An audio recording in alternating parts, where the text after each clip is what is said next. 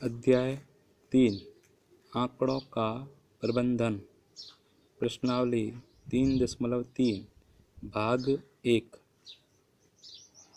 ये अपना एक प्रकार से आलेख बना हुआ है और इस आलेख को कहते हैं दंड आलेख।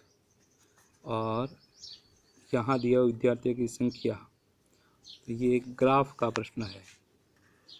आलेख हमेशा ग्राफ के पेपर पर बनता है, लेकिन मैंने इसको समझाने के लिए साधारण पेपर बनाया है।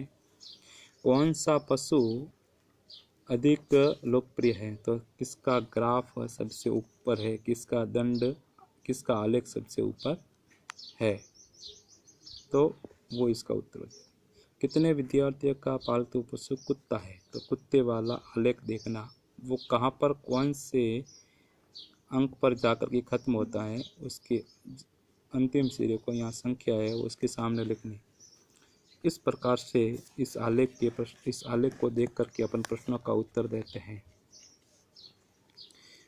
जैसे मेरा अगला सवाल है कि 1989 में कितनी पुस्तकें बेची, तो 89 वाला आलेख को देखना।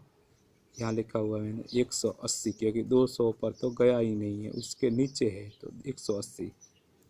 1990 में कितनी बेची है, तो 90 वाला ये रहा। 90 वाले ग्राफ को देखना, ये भी 500 पर नहीं गया है, तो इसकी फिक्स संख्या निकालना संभव नहीं है। 475।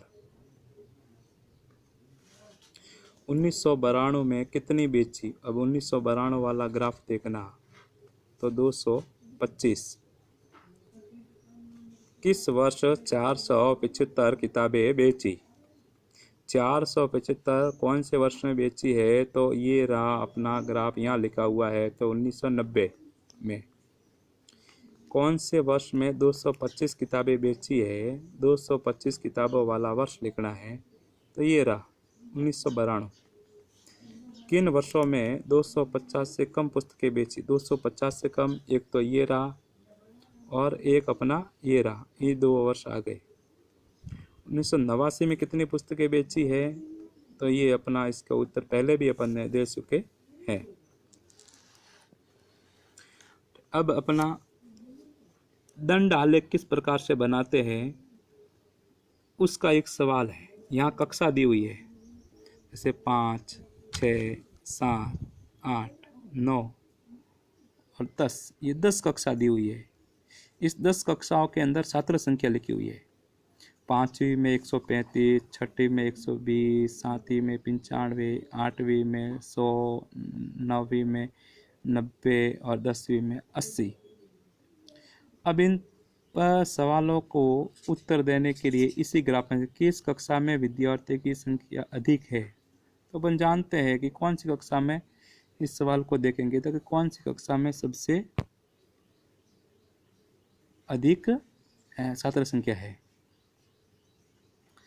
फिर कक्षा 6 के विद्यार्थी की संख्या यहाँ लिखना, कक्षा 8 के विद्यार्थी की संख्या यहाँ लिखना, यानी कि 6 पहले 6 वाला लिखना, फिर 8 वाला लिखना, और उसके बाद में दोनों के बीच में अनुपात का निशान लगाना, और उसके बाद में उसको सरल करना। जैसे 100 0 से 0 कट रहा है, अब 2 पंजे 10 और 2 संग 12, तो ये हो जाएगा 6:2, तो अनुपात निकल जाएगा।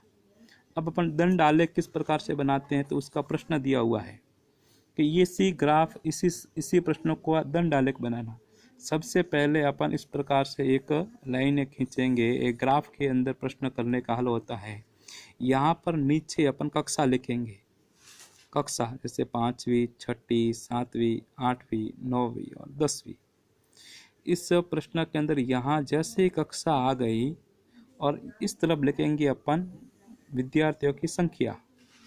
अब इसमें पैमाना लेना पड़ेगा कि जैसे अपन एक खाना लेते हैं, एक इकाई आगे बढ़ते हैं, तो हमें 10 बच्चे, तो 10-10 के गैप के हिसाब से 10 का पारा हो जाएगा। 0 यहाँ लिखना पड़ेगा, सबसे नीचे 0, फिर 10, फिर 20, 30, 40, 50, 60, 70, 80, 90, 100, 110, 120, 130 और 140। ये जो पैमाना लेंगे 140 के अंदर 135 तक की हाईएस्ट संख्या अपनी आ सकती, सबसे ऊंची वाली संख्या तक आ सकती है। अब यहाँ कक्षा है 5वीं, 6वीं, 7वीं, 8वीं, 9वीं, 10वीं, इन्हें कि एक डंडे के लिए दंड बनाना, बीच में इनके गैप रखना, खाली। अब पांचवी के अंदर है 135 बच्चे हैं, तो यहाँ से अपने को ये जो डंडा है वो अपने को 135 तक ले जाना। 140 और 130 के बीच के अंक है यहाँ 135, वहाँ तक लेके जाना इसको। उसी प्रकार से छठी के अंदर 120 है, तो छठी कक्षा वाला ये रहा, तो यहाँ से इसको ये डंडा लेके जाना। 120 ये रहा, इसके सामने जाकर के इसको रोकना और ये डंडा बनाना। सातवीं के अंदर जैसे है अपने 95, तो 100 और 90 के बीच वाला पॉइंट लेकर के यहाँ तक इसको लाना।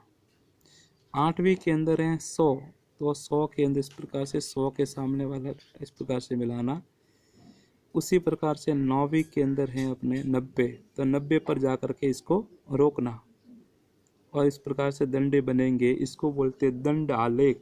ये इस प्रकार से विद्यार्थियों का दंड आलेख अपन किस प्रकार से बनाते हैं, इस प्रश्न के अंदर इसको समझाया गया है। और इसके बाद इसी सारणी को देखकर इन दो प्रश्नों का उत्तर देना। धन्यवाद।